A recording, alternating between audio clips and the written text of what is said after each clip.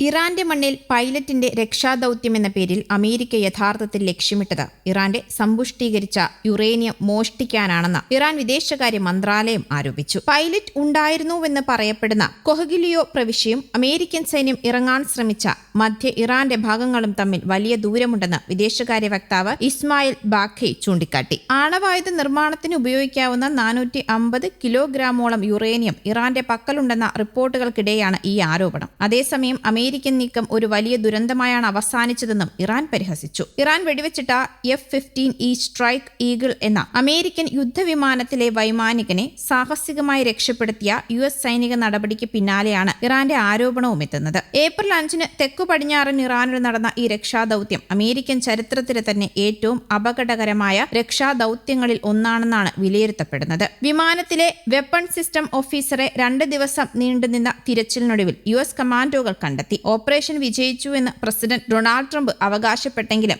യുഎസിന് വലിയ നഷ്ടം സംഭവിച്ചെന്നാണ് വിലയിരുത്തലുകൾ. സൈനിക രഹസ്യങ്ങൾ ചോരാതിരിക്കാൻ അമേരിക്ക 2 MC-130J വിമാനങ്ങൾ സ്വയം തകർത്തെന്നാണ് റിപ്പോർട്ട്. ഇറാന്റെ സമ്പുഷ്ടീകരിച്ച യുറേനിയം ശേഖരം പിടിച്ചെടുക്കാൻ ട്രംപ് കരയുദ്ധത്തിന് പദ്ധതിയിടുന്നതായി നേരത്തെ റിപ്പോർട്ടുകൾ ഉണ്ടായിരുന്നു. 2025 ജൂണിൽ യുഎസും ഇസ്രായേലും നടത്തിയ വ്യോമാക്രമണങ്ങളിൽ ഇറാന്റെ ആണവ കേന്ദ്രങ്ങൾക്ക് വലിയ നാശനഷ്ടങ്ങളാണ് സംഭവിച്ചത്. എന്നാൽ ഇസ്ഫഹാനിലെയും നാതൻസിലെയും ഭൂഗർഭ തുരങ്കങ്ങളിൽ ഇപ്പോഴും യുറേനിയം ശേഖരം സുരക്ഷിതമായി തന്നെ ഉണ്ടെന്നാണ് റിപ്പോർട്ടുകൾ. ഈ പശ്ചാത്തലത്തിൽ സമ്പുഷ്ടീകരിച്ച യുറേനിയം ബലം പ്രയോഗിച്ച് കൈക്കലാക്കാൻ ട്രംപ് സൈന്യത്തിന് നിർദ്ദേശം നൽകാനിടയുണ്ടെന്നാണ് റിപ്പോർട്ട്. അതേസമയം ഇന്ന് ഹോർമുസ് തുറന്നില്ല എങ്കിൽ ഇറാനെ ഇല്ലാതാക്കുമെന്ന അമേരിക്കൻ പ്രസിഡന്റ് ഡൊണാൾഡ് ട്രംപിന്റെ ഭീഷണിക്കിടെ ഇറാനിലെ വൈദ്യുതി നിലയങ്ങൾക്ക് ചുറ്റും അണിനിരക്കാൻ പൗരന്മാരോട് ഇറാൻ കായിക യുവജന മന്ത്രാലയം ആഹ്വാനം ചെയ്തിരുന്നു. ഉച്ചയ്ക്ക് 2 മണിക്ക് രാജ്യത്തുടനീളമുള്ള വൈദ്യുതി നിലയങ്ങൾക്ക് മുന്നിൽ യുവാക്കളും കലാകാരന്മാരും കായിക താരങ്ങളും ഉൾപ്പെടുന്നവർ മനുഷ്യചങ്ങല തീർക്കണമെന്നാണ് ആവശ്യപ്പെട്ടിരിക്കുന്നത്. വൈദ്യുതി നിലയങ്ങൾ ഉൾപ്പെടെയുള്ള അടിസ്ഥാന സൗകര്യങ്ങൾ ബോംബ് വെച്ച് തകർക്കുമെന്ന US ഭീഷണിക്കെതിരെ പ്രതിഷേധിക്കാനാണ് നീക്കം. പൊതു അടിസ്ഥാന സൗകര്യങ്ങൾ ആക്രമിക്കുന്നത് യുദ്ധക്കുറ്റമാണെന്ന് ലോകത്തോട് വിളിച്ചു പറയാൻ നമ്മൾ കൈകോർത്ത് നിൽക്കുമെന്നാണ് ഇറാൻ പറയുന്നത്.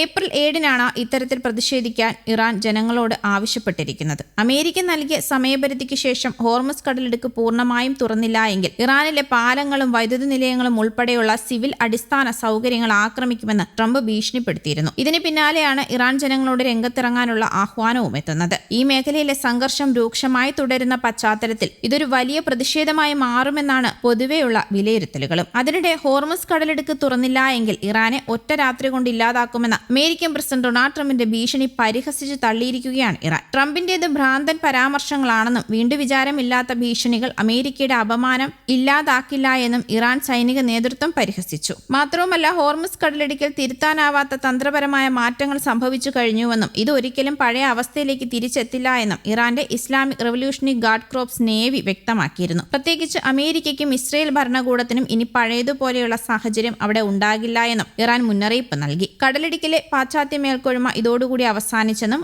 IRGC കമാൻഡ് Xൽ കുറിച്ചു. സമീപകാല സംഭവവികാസങ്ങൾ ഇറാന്റെ കടലിൽ അമേരിക്ക നേതൃത്വം നൽകുന്ന ബാഹ്യശക്തികൾക്ക് നിബന്ധനകൾ നിർദ്ദേശിക്കാനോ നിയന്ത്രിക്കാനോ കഴിയാത്ത പുതിയ സാഹചര്യം ഉണ്ടാക്കിയെന്നും കമാൻഡ് ഊന്നി പറഞ്ഞു. തങ്ങളുടെ പരമാധികാരം സംരക്ഷിക്കുന്നതിനും പേർഷ്യൻ ഗൾഫിന്റെ സുരക്ഷ ഉറപ്പാക്കുന്നതിനും ഇറാൻ പ്രതിജ്ഞാബദ്ധമാണെന്നാണ് അവർ ആവർത്തിച്ചത്. News desk Kerala Kaumudi.